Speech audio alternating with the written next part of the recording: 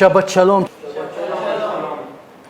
Today we are in Torah portion called Pinchas, which starts from Numbers, Book of Numbers, chapter 25, verse 10. In fact, we can divide this Parasha into 12 parts. Not that we will not be talking about the 12 parts this morning, although all of it is important.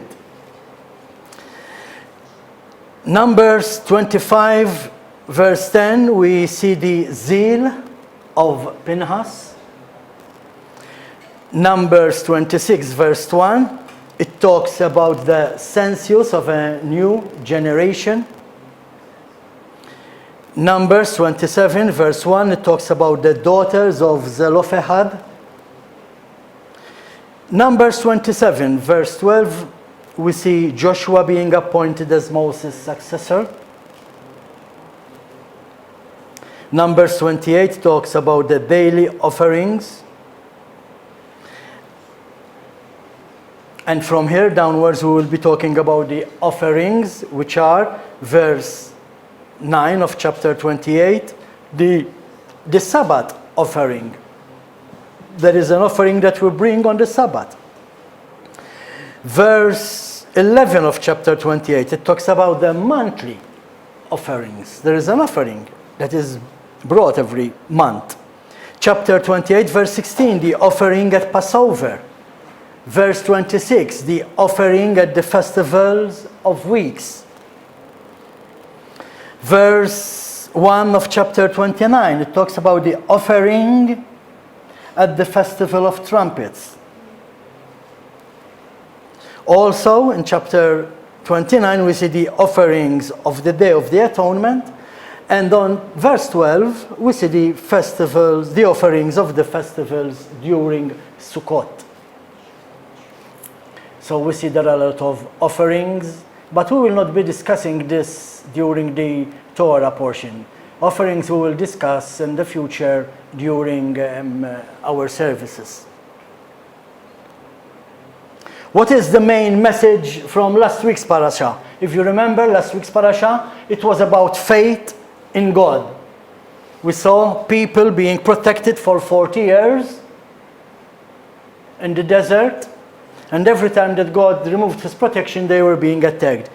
So yes, it is all about the scripture which says, no weapon formed against me shall prosper, as long as you are walking in the Torah and you are covered with the protection of Almighty God. Amen?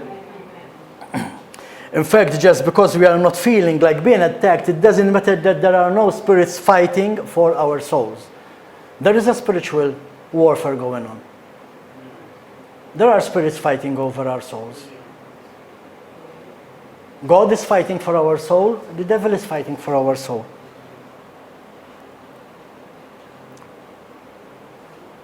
So also in today's Parasha, the faith in God is the main focus. The protection of God over his people. In fact, today we will be talking a little about the principles of being a good leader. If you read the Parasha, you will see that most of it is about the census, which we will mention as well, because this is the part of the Bible that many people skip. Charlie had Peter, had John, and had Andrew, and had this one, and had this one, and then the other guy had this son, had this son, and people tend to go over the pages. But the message is still there, as we will notice even this morning. Let's start from Numbers chapter 27, verses 1 to 4, where we see the daughters of Zelophehad who came to speak to Moses about their father's inheritance. And you know what? Moses was the leader. Moses was the one leading the people, but he had no answer to their request. He didn't know what to do. So what does the Bible say that Moses did? He handed over the case to God. He went to God to ask him how to solve this problem. And through it, we see that God was in agreement with the daughters of Zelophehad, and it was included in the Torah that if the man has no sons, the daughters will inherit their father. But here we are talking about the sign of a great leader. Why? Because most people today, when faced with a difficult question by their churches, they try to come up with their own answer. Now, a good leader is quick to say, listen, I don't know the answer. Let me seek God's face in prayer and I will come back to you and answer you. That's how it should be done. That's what Moses is telling us in this parasha. You don't know the answer, you go to God. You don't just come with an answer. So the people will say, wow, the leader is intelligent. No, he's not. You are only intelligent and wise if you see God's face for his wisdom. In fact, Moses is telling us that there is nothing wrong in not knowing everything. Nobody has the whole truth. We might be missing one thing, somebody else is missing something else, somebody else is missing another part. But we need to be wise like Moses, and when we are faced with a similar situation, we are to ask God. So you see, this parasha talks about good leadership, how to lead. And it is important for today's parasha. At what stage in life is Moses at this part of this parasha? By now, Moses knew that he won't be able to cross the Jordan into the Promised Land. He also knew what happened with the people when he wasn't there. He knew how quickly they turned to worshipping the golden calf, a false god. This was all going on in his mind at this time. Even he remembers the many times when he was with them and they rebelled against him, like in the days of Korah and on other occasions.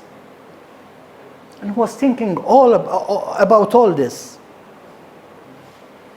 So what was his problem? What was Moses' problem? Most importantly, Moses knew that without a designated leader, after he dies, chances are that the people are divided.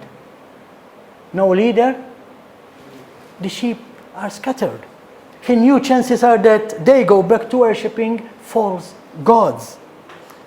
Again, what did he do? He turned to God. He prayed to God. And his prayer, we find it in Numbers 27, chapter 15 to 17. Where it says, Moses spoke to Adonai saying, My Adonai, God of the spirits of all flesh, appoint a man over the community to go out and come in before them, who will lead them out and bring them out, so that the people of Adonai will not be like sheep without a shepherd. What makes a good leader? A good leader is somebody who always follows God's instructions. Even though Pinchas, which the Torah portion is entitled, it's called Pinchas. Even though Pinchas was following God's instructions, by what he did, he turned away God's anger. Although Pinchas acted rightly in the sight of God, not everyone is called to act like Pinchas. Why? Because we know what Pinchas did. He killed 2 persons who are breaking the Torah. Why? Because one was an Israelite, one was an Israelite, and the other one was a pagan. This is something that Balak prophesied. Balak could not curse the people of God, but he said, I tell you what, they will mix with the pagans and they will be carried away. again, and they lost the protection of God. But remember, even by killing 2 people, Pinchas was following God's instructions, and by what he did, he turned away God's anger. Even though he killed somebody, it was accepted in the eyes of God. Doesn't mean that we have to act like that when we are facing situations. Like we already mentioned in our Parasha teachings, there is always what it's called the holy anger. And you know that even Yeshua acted out of jealousy for God. When he turned the tables at the temple, he was angry. He was kicking people, turning the tables upside down. But you know, he was doing something that pleased God. Still, acting in holy anger is not always the answer. Remember that the Torah teaches love. Now let me tell you a story. This is a good story that I came across when I was studying the Parasha. A number of years ago, a unique manuscript came to light in the Cairo Museum of Antiquities in Egypt. This manuscript was an early work of a long-gone Jewish commentator. And the Jewish people got to hear about it. This manuscript came to the attention of a Jewish teacher of the Word of God called Rabbi Shaul. And it was Rabbi Shaul's business to track down and publish this kind of manuscripts, deciphering them and teach them. It wasn't easy for Rabbi Shaul to get the manuscript. Egypt wouldn't give in for his request to buy the manuscript from them. So Rabbi Shaul spoke with political authorities in both London and Washington. And after many lobbying, Egypt gave in for the request. Now, for the Jewish people, this manuscript was priceless. But for the Egyptian government, it was only worth $750,000. After a lot of work to collect the money, Rabbi Shaul got the manuscript. And finally, the day came when the manuscript was to be opened. And there were many people in the room. Even though the synagogue was full of people, there was perfect silence in it. And everybody was waiting to see the manuscript and hear what was written in it. This was the first day of when Rabbi Shaul was to start deciphering the manuscript. Very hard work and time-consuming. And also, for the first time in many years, many people were about to see what holy words were written in this manuscript. The scroll was opened. Have you ever seen somebody opening a Torah scroll? Oh, you do not touch it. You can look at it, come look at it, but do not touch it. And the Torah scroll was opened, and one of Rabbi Shaul's colleagues leaned forward to examine a particular verse, and with the sleeve of his jacket, he slightly brushed against a cup of coffee, which was poured all over the manuscript, rendering it unreadable and undecipherable. Therefore, it was lost forever. Now, realizing that this piece of history and even good knowledge of the word was lost forever, This guy who slammed the coffee dropped down in his chair with his head between his hands, thinking, oh God, what have I done? And the people in the room went even silent. Everybody was looking at this poor guy and that Rabbi Shaul.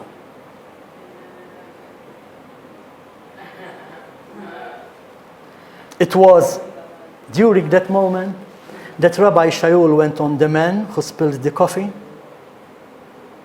put his hand around his shoulder and said to him, don't worry, we'll get you another cup of coffee.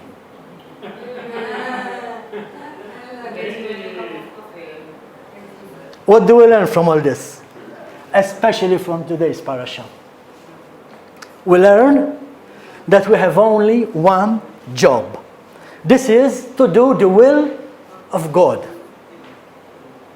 Up to the moment the coffee was spilled all over the manuscript, Rabbi Shaul's job was to publish the manuscript. But after the coffee was spilled, the document ruined and lost forever, his job was not to get angry. Something else about today's parasha. Pinchas' job, being the grandchild of Aaron, was to bring peace among the people. That's why he had to do what he had to do. Now, you know what the word peace is? It means shalom. Actually, shalom is not translated peace as we normally relate to it. Shalom is a state of wholeness, a state of completion. And sometimes the state of shalom, the state of wholeness and completion, can be achieved by acting through gentleness or out of jealousy, zealotry. Sometimes even by offering another cup of coffee. What does today's parasha also tells us? You know that at the end of the book of Deuteronomy we read about Moses dying, about his dad actually. You know that we also read about his death in this parasha this week. I mean, if Moses died at the end of the book of Deuteronomy, why do we also find it in the book of Numbers? Sometimes God wants us to show us something, so he repeats part of some events in order for us to understand the message. Let me get to the point. I have to get to the point very quickly. Time is running out. First, we saw Pinchas acting for God out of jealousy. God rewarded him with an everlasting blessing of shalom for him and his descendants. Now, what is that? This is all about legacy. This is all about legacy. Second, what do we see? We saw the daughters of Zelophehad coming to Moses for their piece of land. Was it really about the inheritance of a piece of land? No. Read the verse again. It was about their father's legacy. Third, we see the leadership passed on to Joshua. But hey, wait a minute. Moses also had sons. Why pass it on to Joshua and not to one of Moses' sons? What about his legacy? There is also the census in the parasha. And it's detailed. And after the detailed mentioning of all the tribes of Israel, when we come to the end of it, it speaks about Aaron and his legacy through his sons and future generation.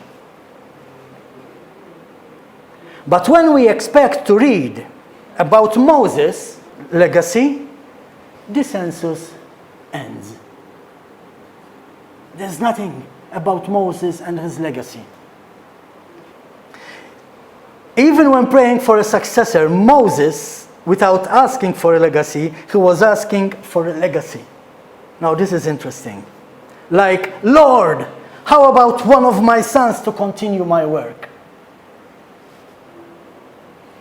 Now, I remember at the very beginning I did send you a website with the audible Hebrew Bible. This is where it comes handy. When you are studying, you will check. Why? Because it makes all the difference.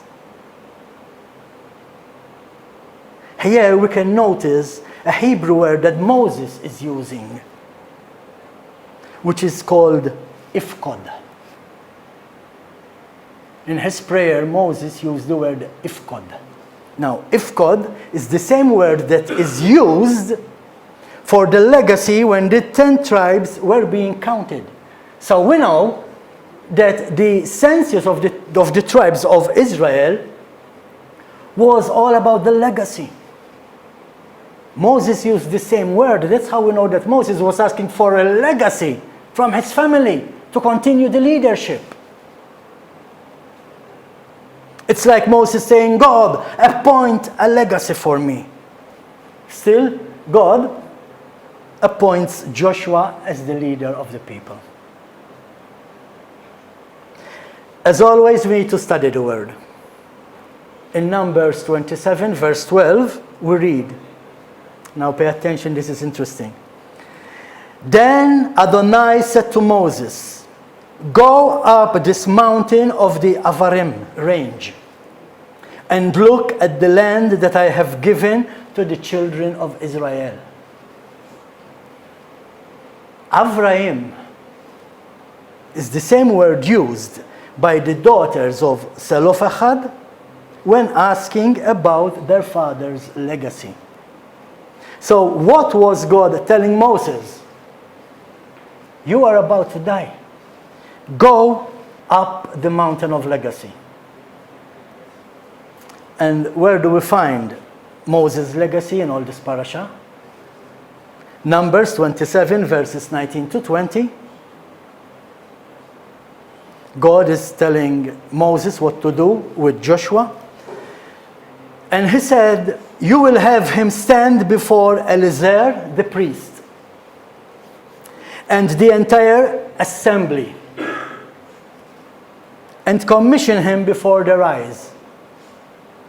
Give to him some of your authority, which even includes the glory and the honor. Give to him a piece of your authority, of your glory, of your honor, so that the whole community of the children of Israel will obey him. You see, Joshua is not just a new independent leader. He is continuing Moses' leadership. Joshua is Moses' legacy. Why? Because like we saw, Moses takes of himself and infuses that into Joshua. When doing the right job, and I need to emphasize this, when doing the right job, every leader is continuing the leadership of Moses. When leaders lead in a very good way, they are the legacy of Moses. Amen. Hallelujah. Let's take a 5-minute break and we'll start worshiping.